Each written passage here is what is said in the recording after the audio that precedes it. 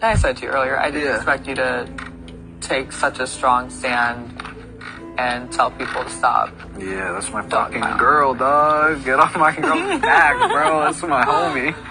And, you know, it took a lot for you to say that, and especially for you to say, like, I'm the youngest person in this house, and I don't stand for this, and you need to cut this shit out. I'm telling people twice my age to cut that shit out. Yeah, no, for real. Christ. Like that was really big, so thank you. Yeah. Yeah, that got me. Anyone bullying? Fuck them. Am I right? Fuck them bully. Yeah, honest to God, dude. Well, sadly, less crying in the house over the past 24 hours, but still a lot to talk about because of the leftovers playing the hell out of this game still. We're going to first talk a lot about Taylor and Turner. As I discussed in yesterday's video, Turner did bring up the bullying in the house and all of the isolation and bullying that Taylor had to go through. And Taylor not exactly noticing it herself because she was being gaslit into thinking she was rubbing everybody the wrong way. Taylor wants Daniel out next, and rightfully so, because of the blow up they had where he tried to throw Paloma's mental health into Taylor's face as if it was Taylor's fault. And also, of course, in Daniel fashion, probably called her a bunch of names. She had this discussion with Brittany about it. What did he say? All of America's watching. She really thinks she can get away with this. You can't be like that. And then I walk over and I was like, I'm sorry. Like, I thought you were joking. I didn't realize what's going on. He goes, don't speak to me until finale. Daniel saying to Taylor to don't speak to him till the finale because Daniel thought Taylor was for sure going home. Daniel, as terrible of a game player as he is a person. I think he at least called me fake. And I was like, yeah, I'm such a fake bitch. Still thinking he was joking. But in the living room, he was like, all America's watching. You think you can get away with this? Don't speak to me until finale. I'm serious. Cut it out. Taylor would love to win the next HOH and target Daniel. She would have to put up Daniel and Kyle in that scenario since they're besties in this twist. The leftovers, however, also, of course, want Nicole out as well. But that would mean Taylor would have to be on the block again. She would like a break from the block, of course. That is more than just 1 week.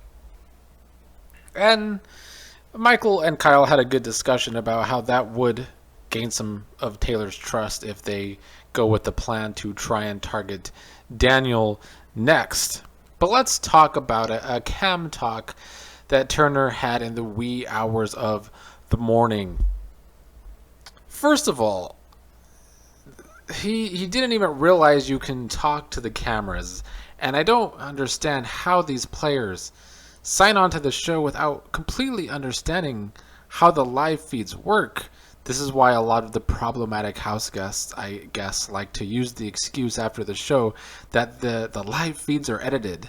No, they are live feeds, and we don't see everything. Yes, there are feed cuts.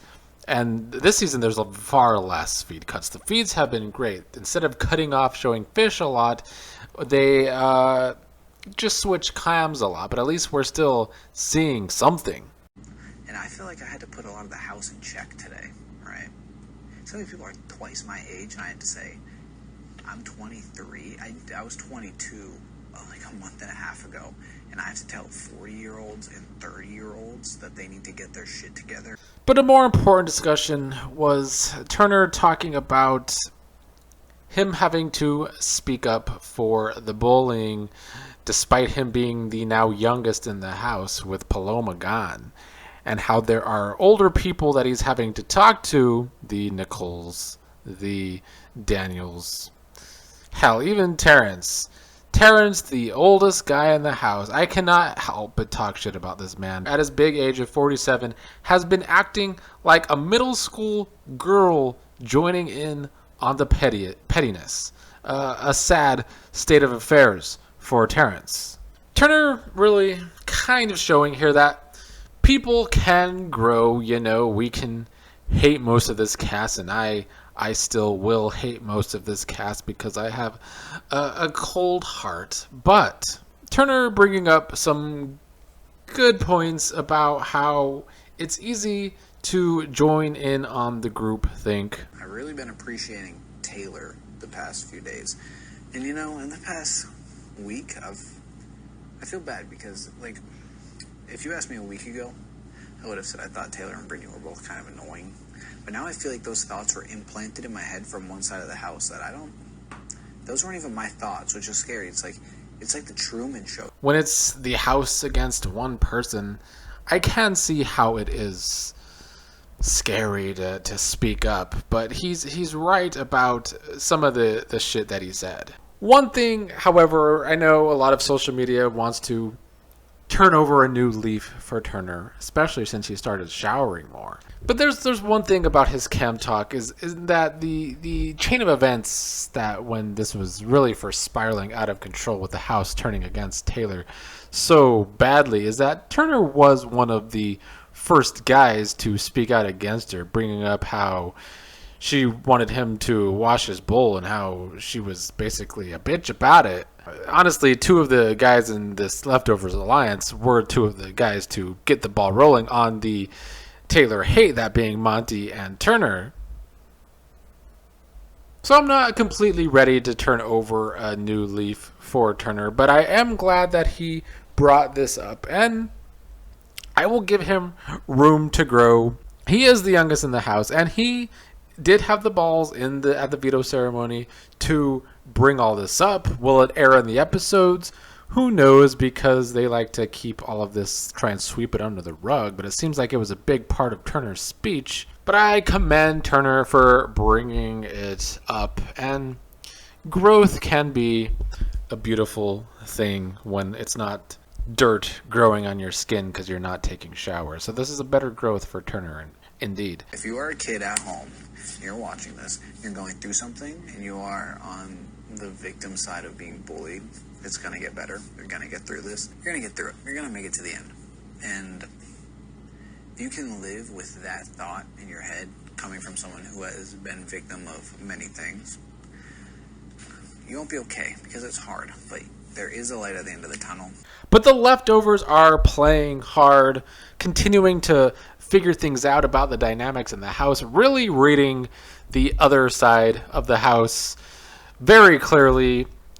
Kyle has been showing that he is very observant, and observant players are some of the deadliest in these games. It was crazy to me to see how shady some of them are, because I was on the bed with Jasmine, and Pooch came up the stairs, and she was flipping between channels, watching him come up the stairs and then come in. And as he was coming up, she was just like, oh, fuck. As he was coming up, just pissed as hell, he knocks on the door, and then she just flips it. Come in! Hey! And I'm like, you fake person. Like, that is crazy. Yeah. Kyle picking up on how fake Jasmine is. Love to see it. And Michael is using the alliance of 6 to his advantage to try and keep Amira and the other girls in that alliance trusting him.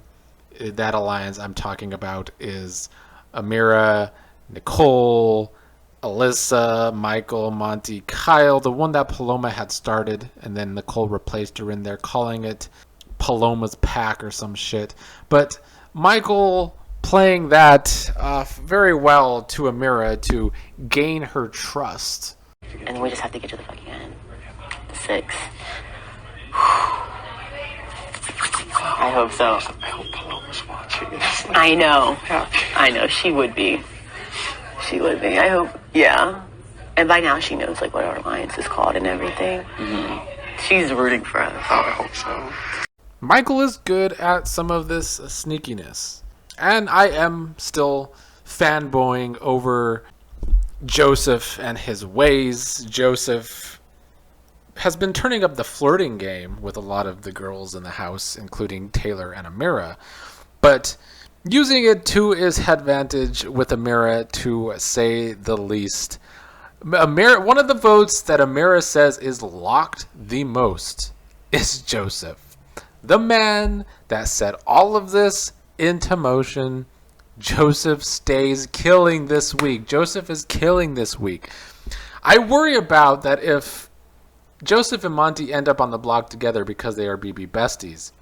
If Joseph would go in that scenario, I think that would be a very close vote. Joseph would have to work that. That is the worst case scenario for the leftovers. Brittany and Michael could end up in the block as well, but losing Brittany, not the worst thing for the leftovers, though I'm going to give her a little credit here later in this video. But Joseph has Amira completely snowed, has been playing this game with Alyssa, talking about Amira like he has a crush on Amira, and this info, since it's from Alyssa, all the info from Alyssa gets back to a lot of people. But Alyssa brought that information back to Amira, so probably making Amira think Joseph has a crush on her. Just great shit by Joseph, continuing here. So in the discussions of the leftovers and who should go next, Nicole and Daniel are the bigger fish to fry as they're thinking. But Kyle would not hate getting rid of Alyssa.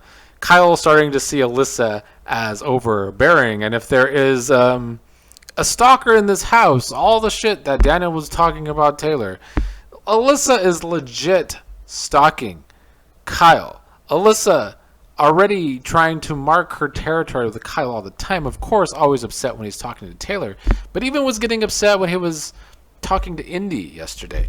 Just a lot of weird shit from Alyssa. But for Alyssa's game, yesterday she said something in front of Indy that Nicole was in the same room about info on Nicole that pissed Nicole off, like I said in yesterday's video. You would think Alyssa, seeing some people might start distrusting her, seeing one of her main allies, Amira, went up on the block this week, seeing that she was not in on the info and should be scared for her place in this game, Alyssa's main priority should be to fix her game, right? Wrong. Of course you know her main priority last night was scared that Kyle didn't want to talk to her. No, Kyle won't talk to me, and like, I don't know if I'm just overthinking it, but he just won't even like look at me really, and I'm like, maybe he thinks I'm bad for his game, and he doesn't want to like hang out with me anymore, but maybe I'm just overthinking it. And Kyle was supposed to go talk to Alyssa, and once again, Kyle has tried to friendzone Alyssa multiple times now, and he tried it again last night, and Alyssa just will not get it, or just doesn't take no for an answer. And they ended up playing some weird trust game where Kyle wanted her to trust him to pour water in her mouth. I don't think Kyle knows how to approach this Alyssa situation. I see people worried online that if Alyssa does stick around too long, they will eventually become a showmance. I still think Kyle's head is more in the game than that. And even if they were, Kyle has all this information from her. Kyle could use her to get to the end with her and win the game. So it's weird because Alyssa is very bad for Kyle's game, yes, but also has these good things because Alyssa gives him so much information. So I'm very interested to see how Kyle continues to play this Alyssa situation because it's getting weird. Now, lastly in the leftovers is Brittany. And I don't have a lot to say about Monty today. Monty has been doing his part. He's been acting very well. I'm still not convinced he isn't shit for brains. I'm not convinced of that yet. I need to see more from him the rest of this week. I still think he is weird in his relationship with Taylor, and he still needs to work on that. But Brittany, yes, she is a wild card. Like I talked about yesterday, she talks way too much. She always wants to jump the gun and do things. And I do think eventually, in the coming weeks, she's going to jump the gun on something that's going to hurt the leftovers. But she is an asset to the leftovers as well because she does talk to the girls and gets info from the girls and can run that information back to the leftovers. And the Girls Alliance, funnily, starting to not trust Nicole either. Nicole, who also is a control freak, as we saw yesterday. When things aren't going her way, she is the hothead of the house. And Nicole does not know that there is a real solid Girls Alliance in this house. And there's some distrust now with Nicole and the girls because of the way Nicole moves in this game, and because of her relationship with Daniel, and because yesterday Daniel was caught in some lies by Jasmine after Turner told some of them that he told Daniel right before the veto what was going down and that Daniel knew what was happening. A lot of seeds have been planted to make Daniel the next target. But to Amira's credit a little bit, she's starting to think that if she goes this week, that the guys are the ones that turned on her. And the guys are trying to get the girls out. If I get voted out this week, they're coming after the girls. Because I have guys that have already come up to me and said, like, I'm good, you're good. So if I don't get the votes, they're after the girls. 100%. Nicole is actually really afraid of that because she thinks that she's next. But Brittany was in this conversation, and I'm sure would love to run that chat back to Michael and Monty and Kyle and Joseph. In the end, it's been another solid 24 hours for this leftover alliance that continues to play their asses off, and I appreciate it. You'll leave me and my leftovers alone. Gotta love me some leftovers. Mm-hmm.